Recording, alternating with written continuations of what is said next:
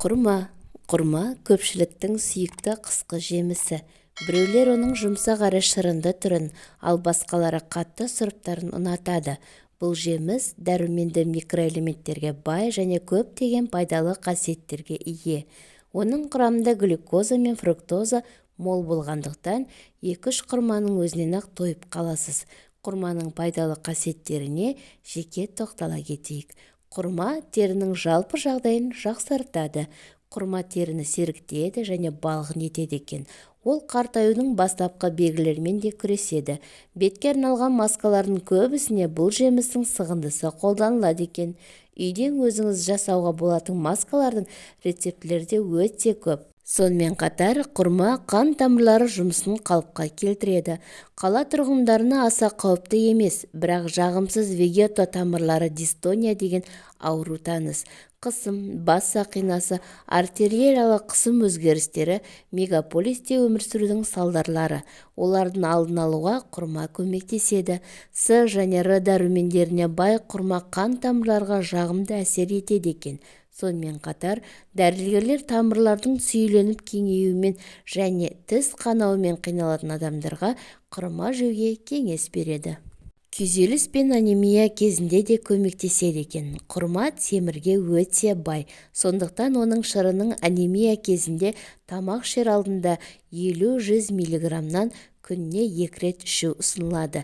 Құрма шырыны жүйке жүйесіне күйзеліспен күресуге көмектеседі. Егер қыс бойы осы жемісті уақытылы жеп тұрсаңыз, күні бойы қуатты және жақсы көңілмен жүресіз. Құрма жүрек ауруларына да көмектеседі.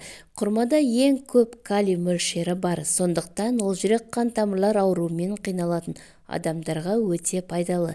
Егер жүрек ауруын алдын алғыңыз келсе, немесе жүрек ауруларын жеңілдеткіңіз келсе, күніне 3-4 құрмадан жеген жөн. Қатерлі ісік ауруларының пайда болу қаупін де азайтады. Өзінің қызғылт сары түсінің арқасында құрма бета-каротиннің жоғары пайызына ие.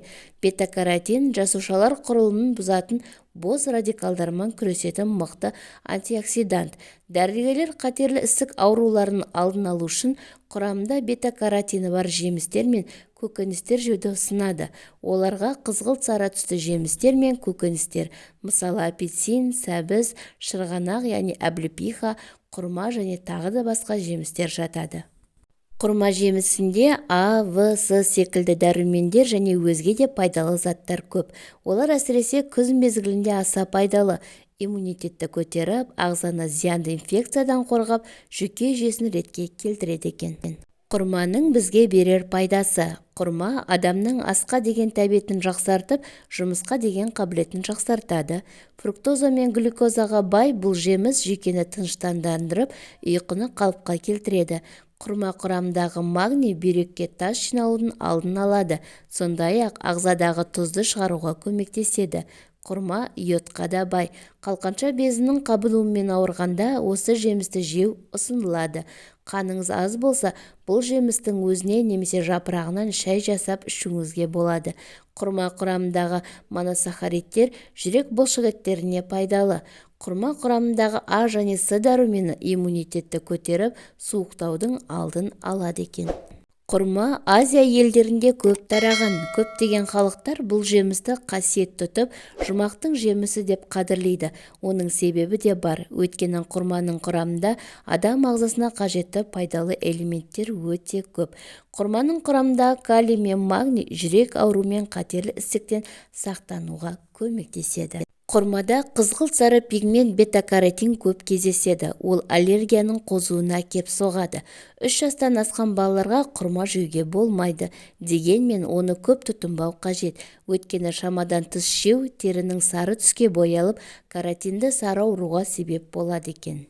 Дәмі ауыз қаритын құрманың құрамында танин көп кездеседі. Танин дегеніміз медицинада дәрі үшін тұрмыста қырғыш ретінде қолданылатын емен және басқа ағаштың қабығынан жасалған ұнтақ. Оның асқазанға әсері қатты.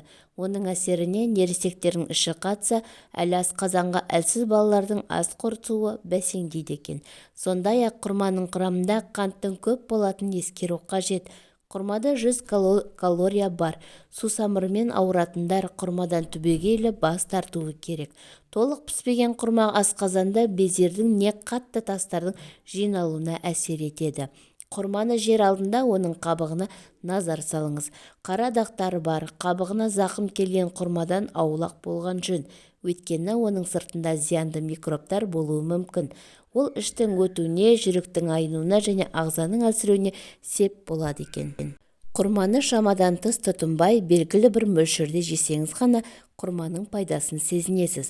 Оның құрамында көптеген пайдалы микро және макроэлементтер бар.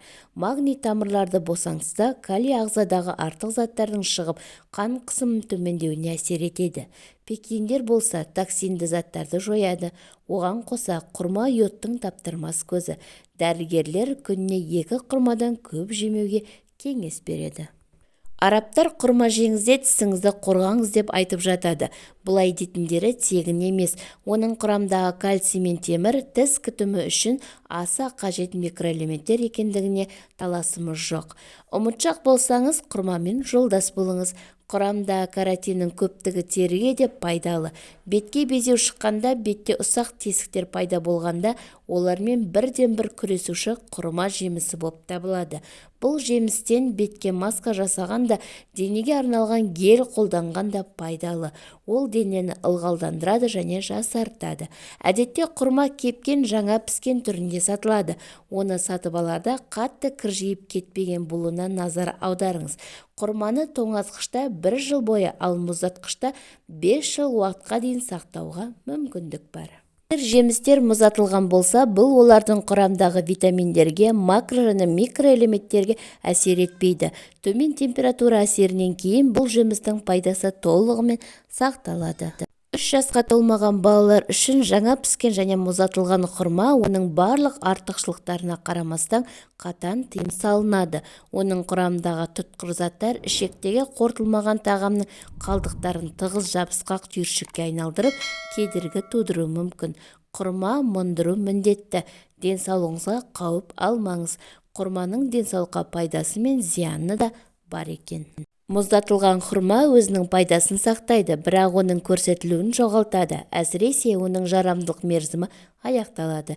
Жеміс ертілген болса, қабығы қарайып, пішін жоғалтады екен. Целлюлоза желі тәрізді болып қалады. Мұздатылған жемістерді мұздатқышта 18 градуста тұрақты температурада сақтаңыз. Оның дәмі, тағамдық және энергетикалық құндылығы, пайдалы қасиеттері жыл бойы сақталады. Бір рет мұздатылған жемісті ерітіп, қайтадан мұздатуға болмайтын есте ұстаған жөн. Мұздатылған жемістер мүмкін болса ауып өткізбейтін болуы керек. Ол үшін құрма бірнеше қабат тамақ пленкасына оралады, немесе найзағаймен мұздату үшін қайта пайдалануға болатын арнайы сөмкелерге салынуы қажет. Тығыздық болмаған жағдайда мұздатқышта құрма үшін бөлек сөре алуға тура келеді. Патогендік микрофлораның берілуін болдырмау үшін жемістерді ет, құс, балық, саңырауқұлақтардан аулақ ұстау керек. Мұздату үшін ең жақсы таңда орташа өлшемді құрма. Тым үлкен жемістер егер камераға тұтас орналастырылса, тым көп орын алады. Кішкентай құрмалар көбінесе айқын дәм мен иіспен ерекшеленбейді. Мұздатылған құрманы дұрыс жібіту өте маңызды. Мұны істеудің бірнеше жолы бар. Сізге маңыздырақ нәрсені таңдау керек: жылдамдық немесе эстетика. Пленканы ораусыз немесе тіпті алып тастамай, оны ыстық 40-45 градуста сумен толтырған ыдысқа саласыз. Құрма тез ертіледі. Ол бүкіл жемісті жабуы керек. Суды салқындаған сайын ауыстырып қажет. Мұздатылған құрмаларды 1,5-2 сағаттан кейін ғана жеуге болады. Құрма балықпен және кез келген теңіз өнімдерімен мүлдем қосылмайды. Сондай-ақ оны сүтпен немесе көп мөлшерде сумен ішуге де болмайды. Аш қарынға да жеуге болмайды екен. Мұздатылған құрманың тек пісіру көлемі шектелмейді. Одан үй бетіндегі маскалар жасалынады. Егер сіз қарапайым ережелерді сақтай отырып қыста құрмаларды мұздатып алсаңыз, келесі жылы келесі маусымның алдында дәмді және өте пайдалы жемістермен қамтамасыз ете аласыз. Олардың құрамындағы ағзаға қажетті заттар, олардың қасиеттерін бұзбай, температураның төмендеуіне де шыдайды. Бірақ жағымсыз тұтқарлыққа жауапты танин жойылады. Сондықтан ерігеннен кейін құрма дәмі айтарлықтай жақсарады. оны бірден жеуге болады, немесе әртүрлі десерттер мен басқа да тағамдарды дайындауға болады екен. Ақпарат пайдалы болса, арнама тіркеліп, лайк басып, пікір қалдырып, достарыңызбен бөлісуді ұмытпаңыз.